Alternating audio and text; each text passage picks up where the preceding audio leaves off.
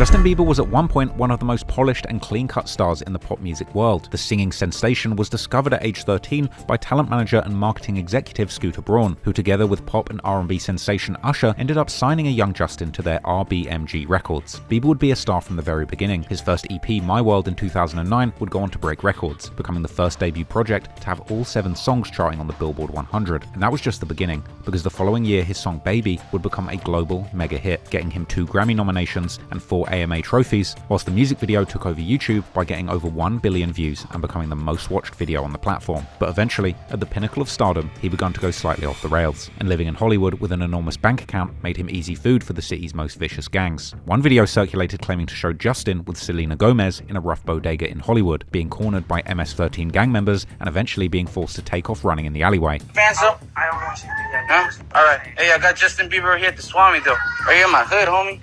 MS gang. I seen you, bro. Have a good one. I just saw Bieber. I just seen Bieber. Leave it to Bieber. That's crazy. That's crazy. Hey, that's Justin Bieber. Yeah, that's Justin Bieber. Yes. Yeah, you guys want to see Justin Bieber? Come over here to Santa Monica and Western. Bieber's just having some fever. Yes. Yes. A lot of that's Justin Bieber. That's Justin Bieber for you guys. He's in Hollywood. The worst part of it too.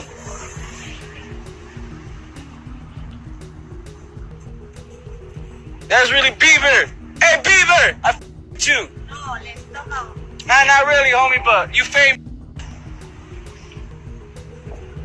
That's that Bieber chucho. Despite this video looking hilarious now, it seems that at the time, both Bieber and Selena Gomez's PR teams masterfully managed to suppress this clip from the media to stop it going viral. Another video would seem to show Justin in the wrong hood, surrounded by gang members who appeared to force him to sing and do push-ups for their amusement on camera. Stupid, I'm not even Justin Bieber in the hood, he in the trenches with the kid, Chemo. Justin Bieber. On the side. That's dope, watching it grow up. Hey, what's the deal, man? What up, bro? We gonna go play some Justin sports? Bieber, man. What's going on, man? What's up, man? Nice to meet You you. here trying to get balled up? I wanna play some ball.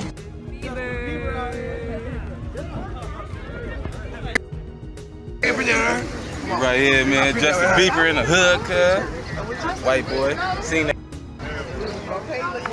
Holding back the faces I would make. I'm a fan of you're the rock star, making it hard on me. Visualize a monster, cause you're too bad for me. Shot that arrow, I'm hit. Need you right near me. I try to maintain, so don't mind if I turn away. Yeah. Okay. 20. 6, I'll shoot 7, my little homie. 8, There's them hot man. 6, Push it like everybody 11, else. I'll shoot on at the 13, 12. Push it. 14, 15, 16, 17, 18, 19, 20, 21, 22. Okay, show out. Okay, show out. Justin Bieber. All right.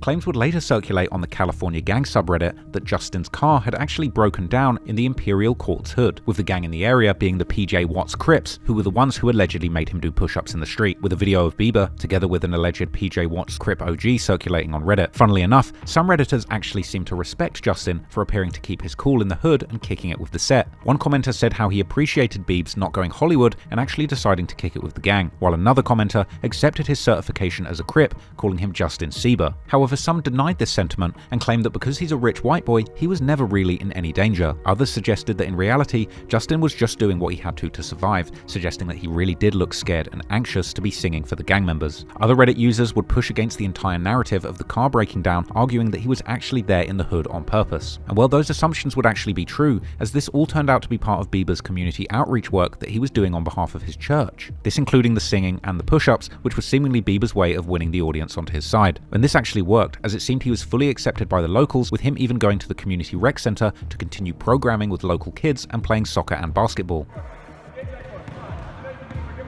Yeah!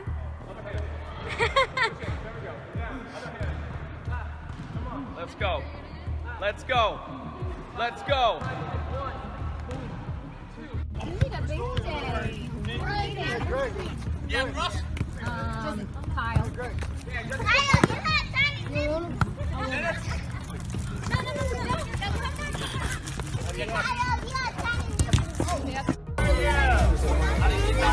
Hi, Justin.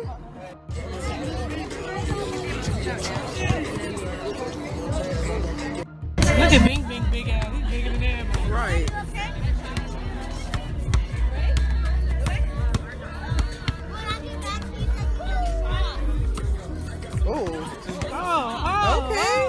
Okay.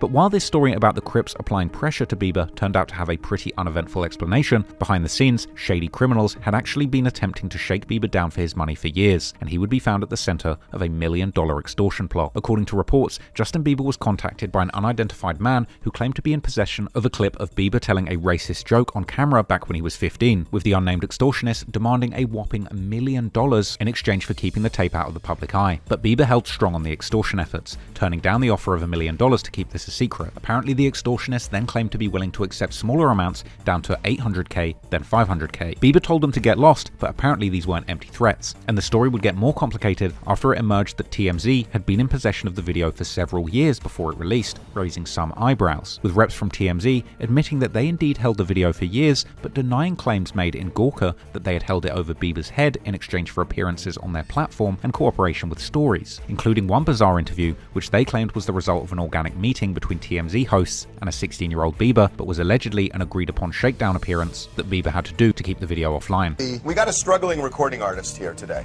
right? Yeah, we want to give him a chance. Yeah, maybe this is going to be his big break today. We want to see what we can do for the guy. So we believe in finding undiscovered talent. So let's bring him in right now. Hey, what's up, guys? Hey, what's going man, on, good Justin? to How see you you. doing? You're Justin Bieber. Bieber. Bieber. Bieber, Justin yeah, it's Bieber. Bieber, yeah. How's he? It's good to You be get here. the seat of power there now, Justin. Yes. You're running TMZ now. Yes. So what do we have today? So here's the thing. So hold on. Can we explain to people, how did Justin Bieber end up We got to tell the story. walking by TMZ? Well, what happened was I was at which is downstairs. Well, great. This is like the Batcave, Okay. Justin. We're not supposed You've to been tell here people 60 where we are. seconds and you And you've already made a blown our cover. Yo, you didn't tell me what not to say here. I know, I was about to. All right. So, all right, it's out. So you're down getting some sushi at a restaurant.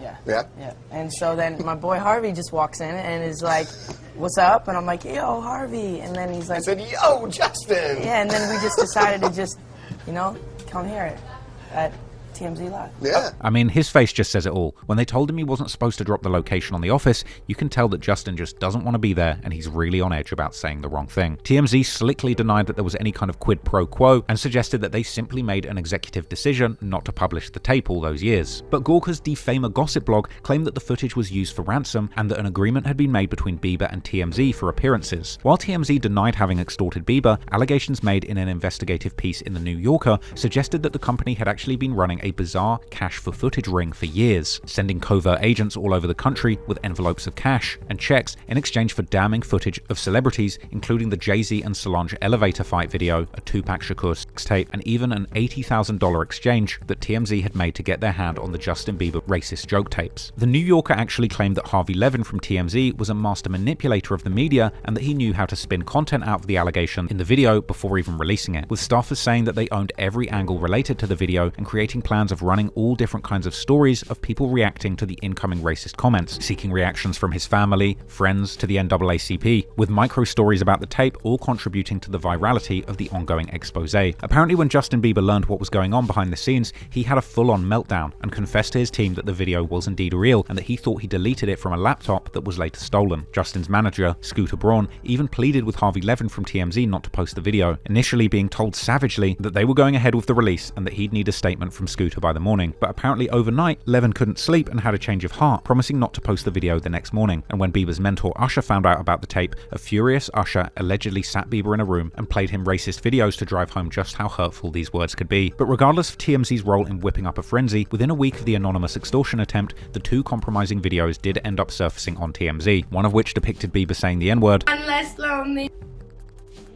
One less lonely. There's gonna be one less. If I kill you, I'll be part of the KKK. and another video which depicted Bieber telling multiple racist jokes about black people. In the brief clip, Justin Bieber can be heard telling a joke, and the punchline is a racial insult. Father's Day. That's just mean. That's just straight. Why are black people afraid of chainsaws? Don't even say it. Don't. Despite the savage extortion attempt and public humiliation, in the end, after it leaked, Bieber owned up to the content of the videos, apologizing publicly and saying as a teenager he didn't realize the power of these words. Ultimately, whether Justin Bieber's run-ins with gangs were accidental or planned, there's one celebrity who seemed to have intentionally rubbed shoulders with gangs, eventually growing so tired of their drama they actually forced him to flee the city of LA. And that person is basketball star Shaquille O'Neal.